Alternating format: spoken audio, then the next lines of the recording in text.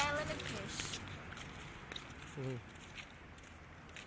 Anong masasabi niyo po sa Kiss Island? Balsi. Ha? Anong masasabi niyo po sa Kiss Island? Pangit. Pangit, bakit po? Walang kasamang mga... Guys, Wala masyadong kakilala doon. sabi niyo sa Kiss? Masama. Bakit po? Malungkot. Bakit po? Ipapadala natin sa maalala mo kaya to. Gusto kong... Ang buhay ni Mr. Larry. Gusto kong bumalik na ng Dubai. Bakit po? Makapagtrabaho, makaipon, makauwi agad sa Pinas. Gusto mo gawa natin ng letter sa maalala mo kaya para ma-actionan ng gobyerno? Mag-letter tayo kay Pangulong Arroyo. Okay, sige. Si Pangulong Arroyo ay... Ano lang, pangako, puro pangako. Laging napapako.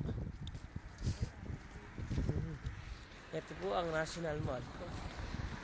Kung yung titingnan, nandito si Miss Emily. Na na-homesick po. Nalulungkot. Miss na miss ang kanyang maanak. Dahil po yung magpapasko.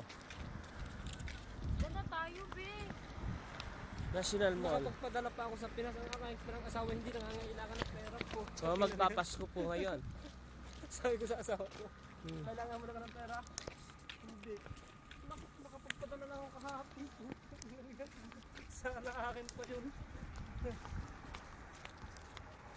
Pero hindi ko sa kanyis eh. Hindi daw kailangan, pero nagpadala ka. Hindi ko. Lagyan natin ng background.